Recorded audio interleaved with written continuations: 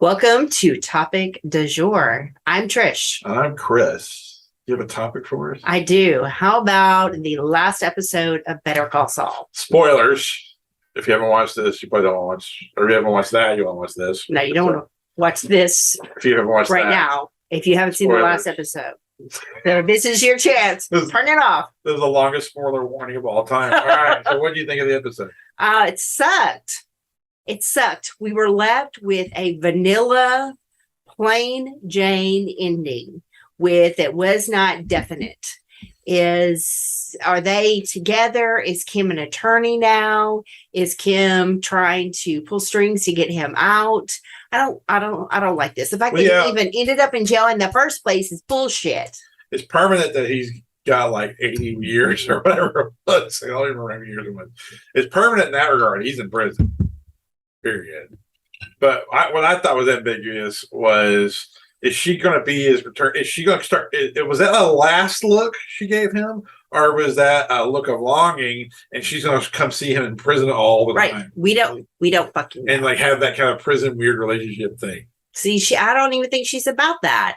I mean, she turned them in for what they had done to Howard, which was better left just let those dogs lie.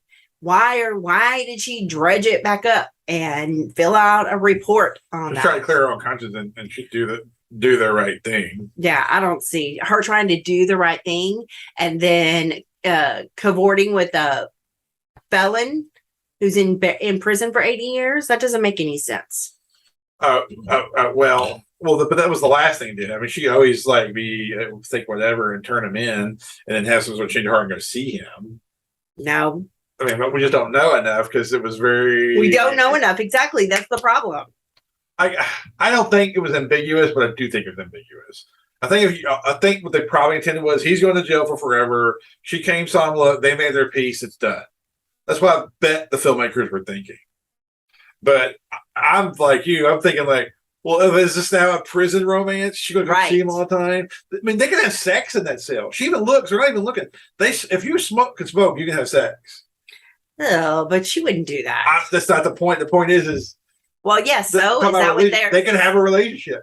She's a lawyer. She can see him 3 times a week. They literally could have a real relationship. They could. As a lawyer. No, you can't. Sex and everything. They cannot. Sex doesn't make a real relationship. He's not her confidant. They can't go out on dates. He can't. Hey, stop and get some milk on the way home, honey. It's not a relationship. But it never was that. It never was that. You're right. But it had some sort of feel like that.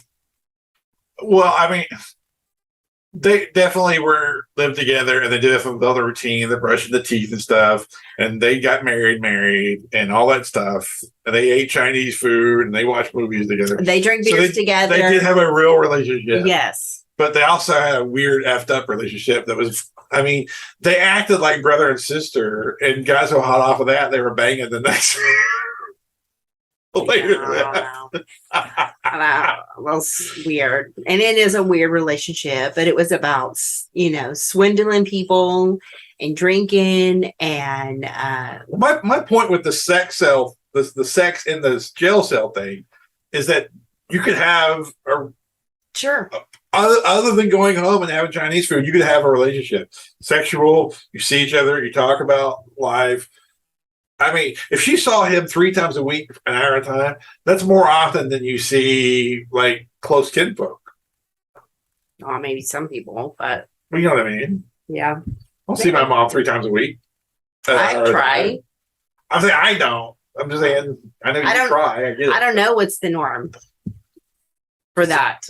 But anyway, I don't know. It was disappointing. I needed more information. I didn't like Kim's character. I don't like the fact that she came back. She should have stayed where she was. You don't like the ending for her? You don't like her on the whole? No, I don't like her on the whole for all of it.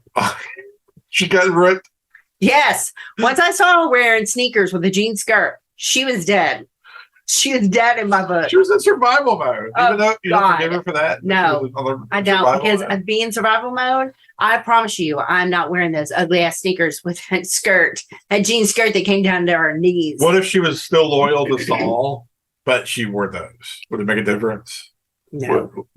I was even she was like, "I still love you, Saul, but I'm wearing jeans." Skirt with short. I wish it was sneakers. No, it's no, ever. Because she went from high heels and so well put together to downgrading. She went so far down a hole, you can't get out of it. Yeah. So what if she came back to and was wearing this skirt and she was in high heels and she was back to I don't know. The point is, I didn't like the last episode. I keep trying to find ways. I keep trying to find ways for you to rationalize it. I'm not. You just don't. I don't like it. Like it was aesthetically unpleasing to the eyes, and you can't come or get around it. That's not what you wanted. No. Nope. Yes. Yeah. Well, I thought it was going to be awesome for a second that there was going to, weasel out of it one more time. I thought they were going to weasel out of it, and that would have been like, hell yes. Well, I thought for a second, because there's a scene where he's just like eating chips and drinking soda or whatever the heck it is. He's like, his head leaned back, and other people are reading, and he's not. And then the other lawyer guy's not even paying attention. Like, I thought, okay, I think this guy's got on the ropes. If he walks from this whole nightmare for 7 years, you take that all day, every day. Right, but he didn't. And then he was on the hook for all of it, and that's when it just went to shit for me. So the fact that he was reconciling his conscience and him taking ownership is his way of coming clean and doing the right thing, that doesn't help you. No, I wanted him to get off. Do his 7 years. Why didn't he have to open his mouth? See, the whole thing about Breaking Bad and Better Call Saul to me was like the cool ways that weasel around things. Yes. Right. And ultimately, Walter White paid the price, but I mean, there's the series at the end, so I kind of got it. But other than him catching one stray bullet, he got out of it. He did. Right? That was fantastic. And so, like Better Call Saul, the entire series, he weaseled out of all this crazy shit. Yes. And then I wanted him to come clean and still weasel out of it. Yes. And I didn't care about him coming clean, but I wanted him to weasel out of it. Well, I didn't. See, I never felt he was responsible in any way, shape, or form for the deaths of the two DEA agents, Hank and the other guy. Mm-hmm. I never, like, the show connected that somehow. And I'm like, Saul, that's got nothing to do with Saul. I didn't think it did either. And if they were trying to pin that on him because he was the last one alive is bullshit. Yeah, I mean, just because he's in a circle that's bad and he's the last one to remain in that circle doesn't mean he had them all convinced. He had them all convinced that he was a victim, and that's why he got 7 years. Mm-hmm. And then he had to stand up in court and say how much he enjoyed it. Why did he have to say that? I wanted him to achieve whatever emotional closure he felt he needed, but still weasel out of the prison stuff. That's what I wanted. Yeah. And the biggest problem that I have with what they did is what we've already mentioned. I'm just like, so are they still a thing or not? Because I could see them having a relationship that's based on 3 visits a week at 1 hour each, and that totally satisfying both of them because they're both fucking weird. Sure. That's kind of the ending I was wanting, but I don't know that. We don't have any. That drives me crazy. Yeah. Like, did you watch the Sopranos ending? No. So the people are crazy. He's dead. He got whacked. Uh-huh. Like, if you watch that, people are like, "Oh, it's ambiguous." No, are you an idiot? You put a spoiler alert. Well, Sopranos like 20 years ago. Like, God damn.